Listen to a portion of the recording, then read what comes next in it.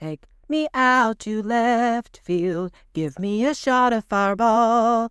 Give me some high fives from Mark Pena and a hug from Jeff Cross as we stand on top of the tables. Hearing the horns, that's a blast. For it's 1, 2, 3 shots from the cannon with the ladies of Left Field. Hey y'all, welcome back to Ladies of Left Field. It's I'm here, Casey, and here with Katie, and it's just us two this week. So we're doing a little rotation here on the having two of us.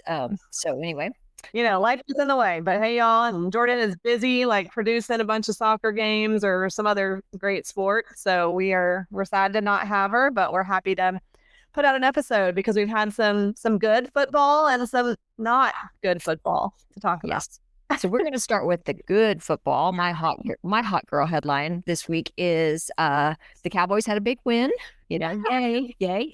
But the big thing for that win was that DeMarvion Overshone, our very own Texas Longhorn, finally was back on the field and had a good game. I think the main thing was just him being able to be out there, not moving around good, not getting injured. I think he's just a good catalyst. The defense as a whole, though, we also had Malik Hooker back, and then the two guys that we got recently in the trade. Is it Lawson? I don't know. Number 55, I know that one, and then that other one, Quentin Williams or Quentin. He was really good. Good, so, I know he was all over it. Yeah. So that was a big plus bonus, and the defense looks so much better, Case. I mean, having those guys made Deron Bland look better. Yeah. Just made everybody look better. So it was Bland definitely played so much better. I mean, which he needed to after he got just completely schooled by Marvin Harrison Jr. a couple weeks ago. So the Cowboys actually, they had a very emotional hard bye week with the loss of Marshawn Nealon, which was very sad, and was very impressed though with how they responded, but also just hearing about how they came together as a team and supported each other, and just kind of, I think, spoke out about getting help if you're having issues or dealing with stuff, to not be afraid to go find help from somebody. And you have both Dak and Solomon Thomas have lost siblings to suicide. So definitely touched them directly and hit home, I'm sure, in a much, in a major way. Yeah. So it was a really special. They all wore shirts with his face on them and his picture. And it was just a really, special game. And then Dak played amazing. I'll say Pickens played amazing. Pickens played great. He had some moves. Yes. I don't know, it was after the catch moves, he's like, yes, and then kept going. It was he just looked so good. That one where I thought for sure he was out of bounds, and he got another 8 yards. He looked really good. I was very, very impressed with him. I just don't know, I don't know what he did, hugged the goalpost or something to get the flag. I don't understand why that is a penalty, but the defense can intercept, and then everybody can run to the other end for the end zone with the ball and all stand. I'm like, why is that not considered unsportsmanlike conduct or what? That's so funny you bring that up. I legit asked Mark that same thing. I was like, all he did was hug the goalpost and slide down. What's the big deal? That's any celebration in the end zone. That's not a big deal. And it's I thought that was strange that they called that.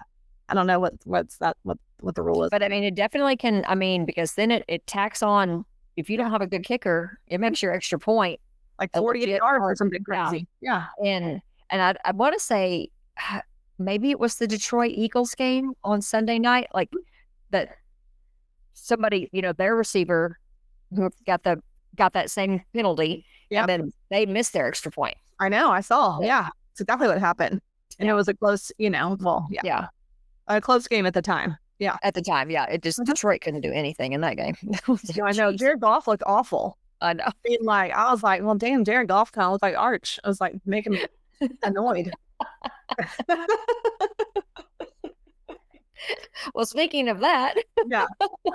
We'll get into our game later, y'all. But because our game was real frustrating. But in general, college football, this last weekend, not a ton of like excitement, not a ton of things that were not expected. A bunch of the good teams played really well. I mean, Ohio State beat up on UCLA. I mean, it's all the teams that pretty much expected to win won. I will say, Oklahoma beat Alabama. That was probably the most competitive game. Yeah. And Oklahoma, ended up winning 23-21. Texas Tech killed UCF. So yeah, I mean, overall, I think Miami had a big game and really beat NC State like 41-7.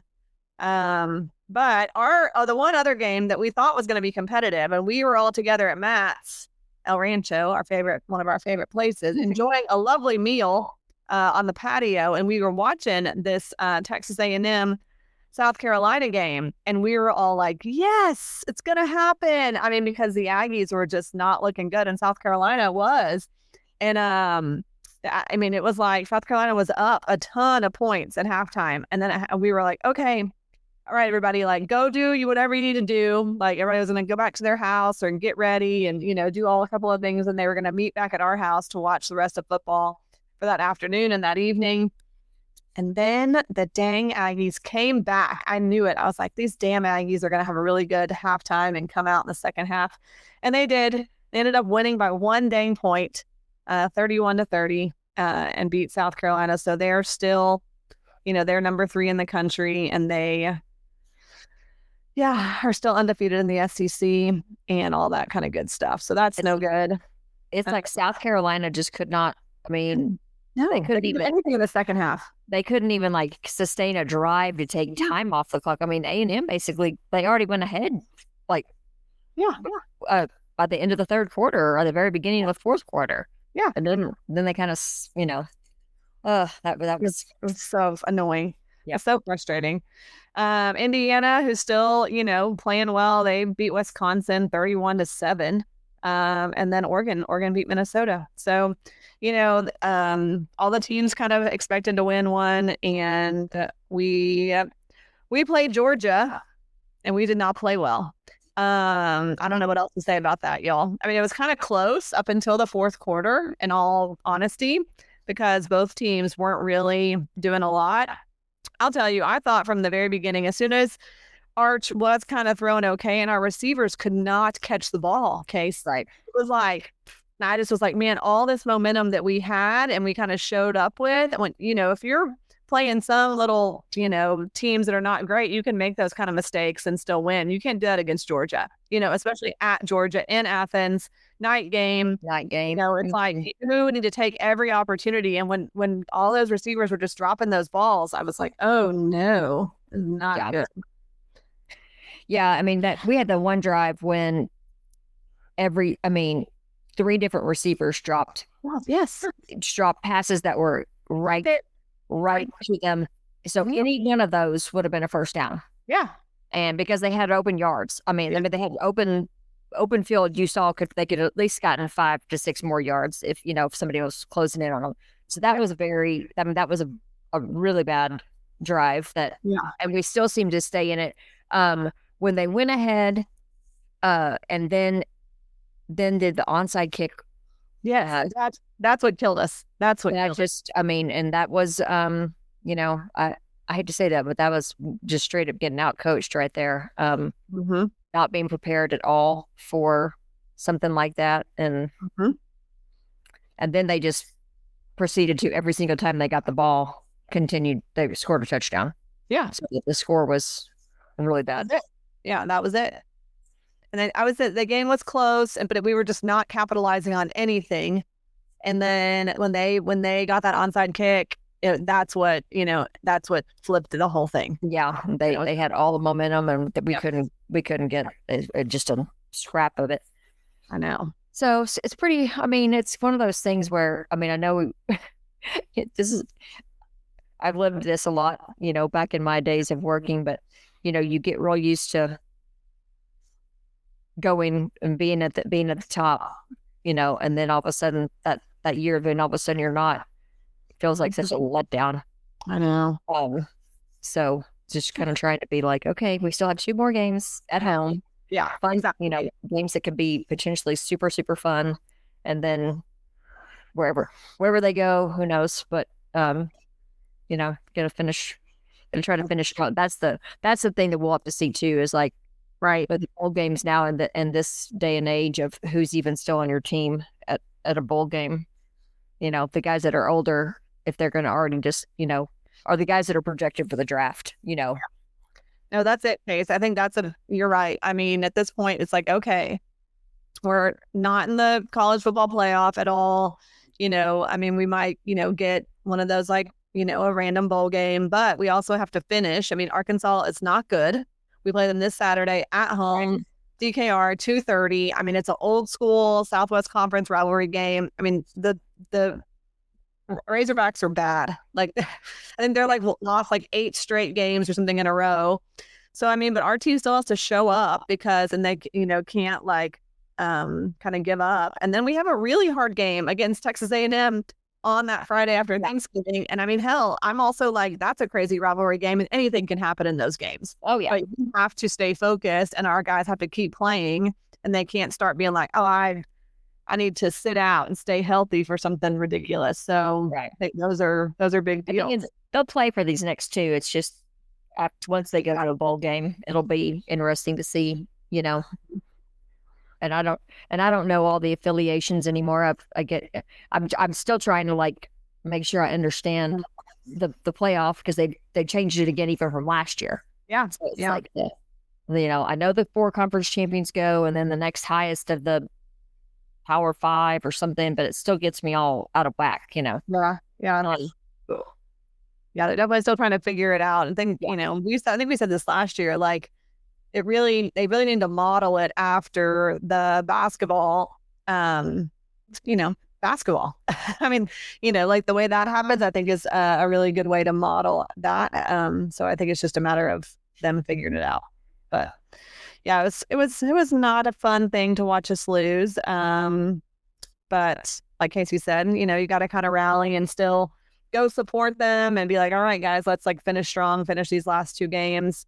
So we do play Arkansas. Apparently, this will be the first time in nearly 20 years. Case, Isn't that crazy? I feel like it's not long ago. Here. Yeah. So they're traveling to Austin. Like I said, big old school Southwest Conference rivalry game.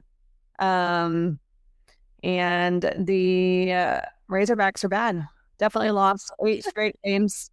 They have the worst record in the Power 4 conferences, the worst record. Oh, wow. I didn't realize that. Okay. They fired their head coach 5 games into the season, but they do have Bobby Petrino. Yeah.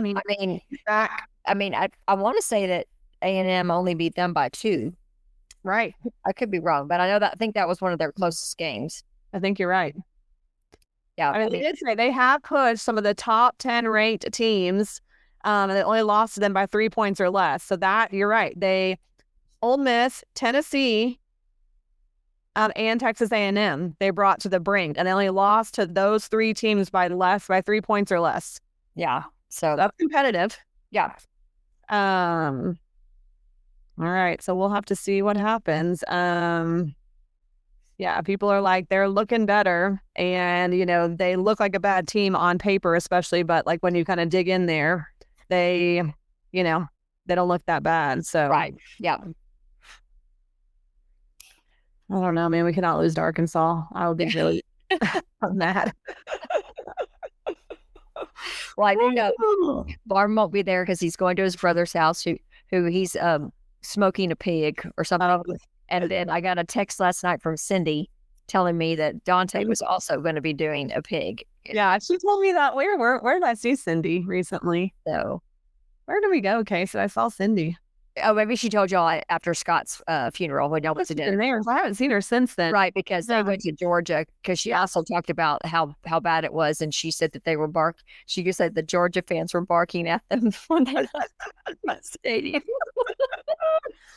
Oh Lord! I just had a vision of her reaction. The people barking at her. Yeah. I'm not sure. I've never been around, like, I've always just been around her, like, outside and amongst all of us and not like opposing fans. So I don't know how she responds. I know I don't respond well, so I have no idea what she does. So yeah, I can't imagine it goes well, but who knows? But yeah, the rest of us are gonna go to the game and cheer on our Longhorns and have fun. So hopefully it turns up in our favor and we can bounce back from that game. I mean, I think back that I went to games all the years we were 5 and 7. I'm not going to not go when we're 8 and 3. Not that bad. No.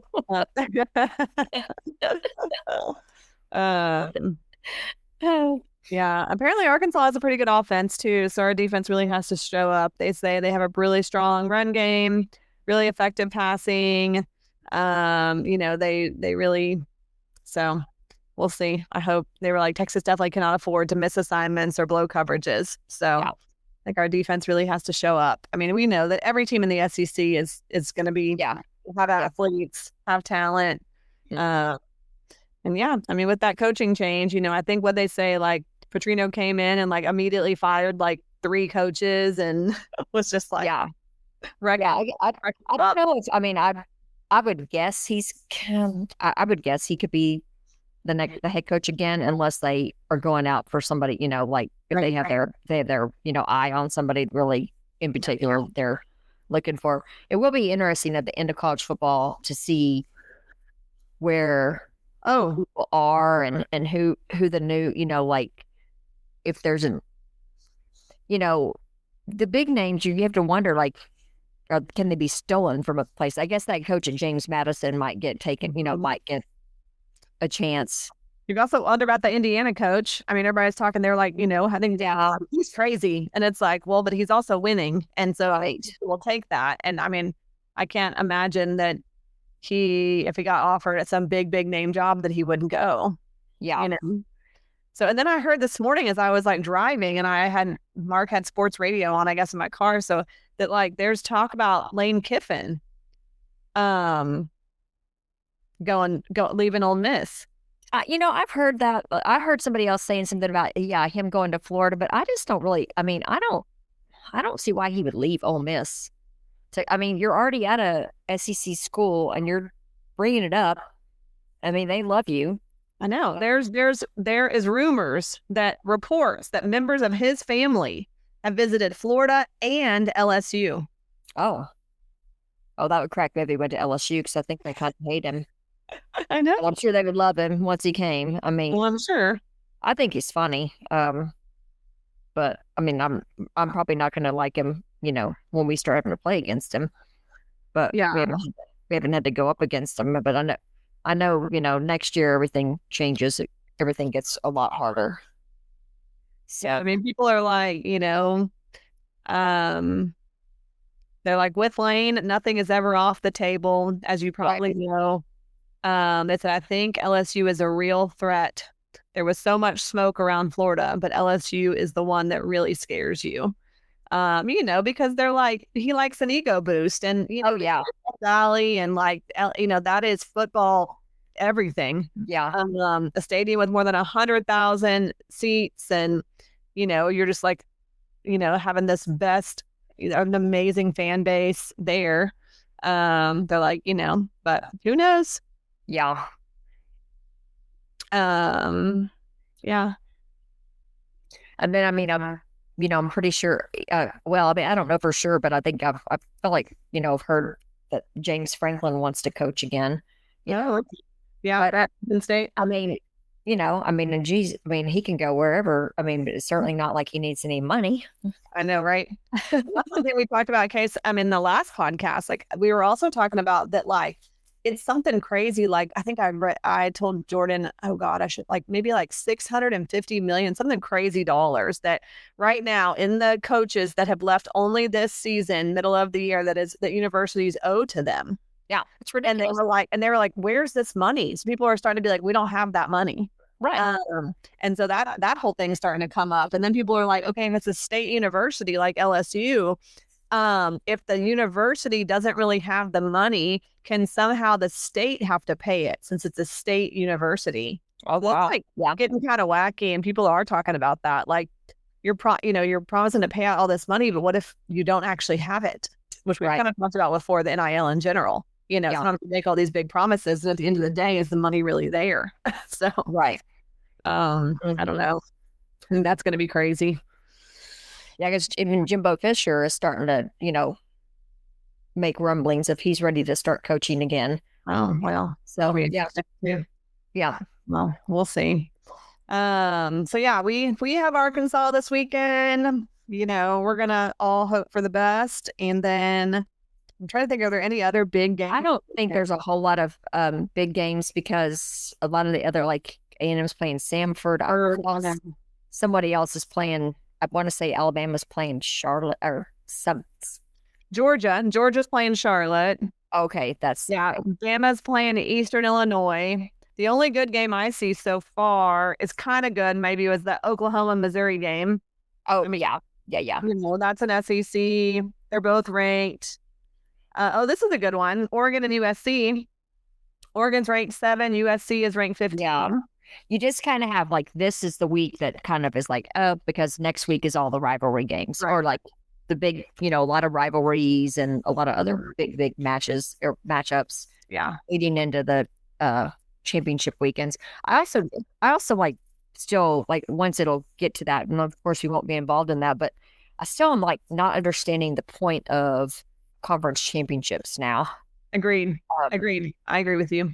I feel like it's an opportunity for people to get hurt, really. And I mean, it's not conferences to make money. It's probably more of a money making thing. I mean, it's a money maker for the conference, but for some conferences, I feel like you could be hurting yourself potentially if you're trying to get more in the playoff. And, if they look good that week, but then one of them is going to have an extra loss, which could knock them out of the playoff tension. Yeah. Yeah, for sure. So, I know it could really hurt some teams and some. I mean, last year though, in a way, it sort of helped. I mean, like, we didn't win, so we had to. Everybody that had a bye lost. Right. Last year, all the teams that had a bye, they didn't make it. Or I mean, oh really? That's interesting. Well, I mean, I want to say that. Maybe Ohio State didn't. I'm pretty sure Ohio State didn't have a bye because they lost to Michigan, towards the end. So they weren't in the top 4. Georgia had the bye. Arizona State had the bye. So we beat Arizona State. Georgia lost their game that next day when the Sugar Bowl had that bad stuff. I'm trying to remember who the other, I think, didn't Oregon maybe lose? I'd have to go back and look at it all. We can look too. But yeah, interesting. Yeah. We will have to check that out. So that was the one thing I was kind of like, well, if A&M ends up winning, they wouldn't get a game at Kyle Field. Right. That would be better. But I want to beat them. So I want to beat them, and then I don't care. Then I probably still would be rooting for Georgia in the SEC championship game. For sure. Yeah, you're right. I'm looking back at this. Because the championship game was Ohio State and Notre Dame, right? Yeah. 4? Yeah. And because Notre Dame beat Penn State. Yeah. Yep. Yeah. So like we lost to Ohio State at the Cotton Bowl. Right. Yeah. Okay. So I just can't remember. Like, I know that it was. You're right. Okay. So in the first round, Arizona State had a bye. They lost to us. Oregon had a bye. And then they lost to Ohio State. Yeah. Okay. Boise State had a bye. Yeah. They lost to Penn State. And Georgia had a bye, and Georgia lost to Notre Dame. Yeah. Right. Every single team that had a bye lost in their first game. Yeah. That's fascinating. Yeah. Okay. Well, I'll have to watch that. That's right. To watch. Yeah. Well, Yeah, it's all gonna be different watching it for the I know. What are the 2025 college football like projections right now? like for the playoffs or for the bowls? Yeah, for the playoffs. Let's see. I saw it for a second yesterday, but I didn't. We were watching basketball. We did win a basketball game yesterday. Oh, good. Thank God. I know our girls, somebody was saying they went and saw the girls and they like literally won like 130 something to like 12. Oh, yeah. It was like crazy. Our guys last night, they scored 91 points. So it was against Ryder. So it wasn't like, but, well, this is not. Okay. Well, I'm seeing here, this is interesting. So what they have here would be Georgia would have a bye. Ohio State would have a bye, A&M have a bye, and Indiana. And then the first round of games for that very first round would be Tulane playing Texas Tech, Notre Dame playing Oklahoma, Miami playing Ole Miss, Alabama playing Oregon. I would have thought. Oh, well, see, yeah. And you said that. Okay, yeah, Georgia and A&M having a bye, which that is right now, which that won't be the case because, more than likely it's them two playing in the SEC championship, right? And then one will lose. Yeah. And then, I guess that though, if it was A&M to lose, they only would have one lot, but so they might stay in that number. They might stay really close to there, you know. But hopefully they'll have 2 losses because hopefully we'll beat them. Hope so. We can all hope for that. Yeah, but then it was like but I did like that one. Like if the projection of then who they would go to play would be like the winner of Ole Miss and Miami. Yeah, So yeah, exactly. It's like Tech has the easiest thing here. Oh, I know. In this projection, Tulane. Yeah. I know. I was like, I haven't even heard about Tulane all year. I'm like, what the hell are they doing up there? I was just like, whoa. See, I think things keep changing because like last week there was like talk about Virginia and OU Notre Dame. Man, that'd be that is really interesting. Yeah. So I heard one thing about Tulane being good all year long. That just came out of nowhere for me. Yeah. So well, we shall see. Watch it happen. Yeah. Exactly. All right. And the Cowboys play on, do they play on, they play on Sunday. They play Sunday. They play the Eagles on Sunday. No, that's a big game. I think we're going to big one. Like how we play the Eagles on Sunday, Kansas City on Thanksgiving. Then we have the Chargers and Detroit. I just don't remember which order. So we have it's game on now. Yeah. I know. And somehow it's always like, you got hope for the Cowboys. I was telling somebody today, I was like, now that my Cowboys won on Sunday, I was like, I was really cheering for the Bills and now I'm back on the Cowboys. I was like, but. Speaking of the Bills, good Lord, Josh Allen looked amazing. Was it 7 touchdowns? Yes. It was ridiculous. I know. I wasn't playing Kelly in fantasy because she has him this year. And I was like, but dang, he must have gotten a ton of points. He had like 44 points. At one point, I was like, Kelly's point total was higher than mine and Stacy's points together. And I think it still may have ended up being that way. Pickens gave me points, so my ending was still under 100, but it was at least a lot better. I mean, going into Monday night, I think Stacey had 50-something and I had 60-something. It was like, this is pitiful. I mean, absolutely pitiful. I should look because I was barely winning. And then the person who I was playing, who I think might have been actually Jordan, only had the Raiders running back left on her team, but I was only beating her by like 13 points. And I was like, well, he might get 13 points, but then they were playing so bad and we were playing so good. I was like, did I win? You did win. Did I? I didn't even check. Yeah, you won. Oh, good. But yeah, y'all had a low. Like, I did. But yes, I had 87. So you and I had close points. You had 86. Yeah. And then last week I lost by 0.2 of a point. Oh no. Yes, it was awful. I was like, are you kidding me? I literally thought, I was like, there's no way. But then the Cowboys were playing so good and they had all those new defensive players. I was like, oh, hell yes. Maybe I'll do it. So I was so mad. I had 2 guys on my bench. Freaking Gainwell for the Pittsburgh Steelers had like 29 points sitting on my bench. Wow. Yeah. And then I also had a receiver, McMillan, on my bench who scored also. Like one of them scored 26 and one scored 29, both sitting on my bench. And I was like, oh, Lord. I did that happen. I had a running back on my bench that did a lot. And then I've got to figure out because Jamar Chase got suspended. I don't even know what he did. Oh, he spit at somebody. I saw. Oh, that's right. I did see that. So I was like, why are people spitting on people these days? I know. That's so gross. Yeah. It's like the worst thing you can do, I think, to somebody else. I was like, that's so nasty. So I'm just trying to, I'm pretty much middle of the pack. I'll just try to stay in there. Why is he saying? Oh God. Okay, I have 2 quarterbacks. One has a bye, and the other one apparently is going to be a backup. Great. Yeah. What the hell? I was like, I think Sunday morning when I woke up, I was like, dang it. I mean, in August, and we just cannot wait. We're like chomping at the bit for football. And now I'm like, ugh, is it getting over? What is happening here? This team.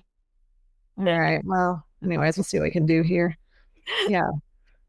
Lord. Well, Drake London's out too. What's it say about him? Oh, he's doubtful. Okay. Well, maybe he can play. All right. Anyways, we'll figure this out. I don't know who's going to play quarterback. Justin Fields, why is he backing up to Tyrod Taylor this week? Lord. I think I don't know. I don't know. What points last game? Oh. All right. We'll see. All right, Case. Well, okay, let's go have fun at the Arkansas game, and hopefully we can get a win. Yeah, we'll be good. Okay. Well, we'll see y'all next week if we don't see you in left field. Yeah, see y'all in left field. Thanks, y'all. Bye. Bye.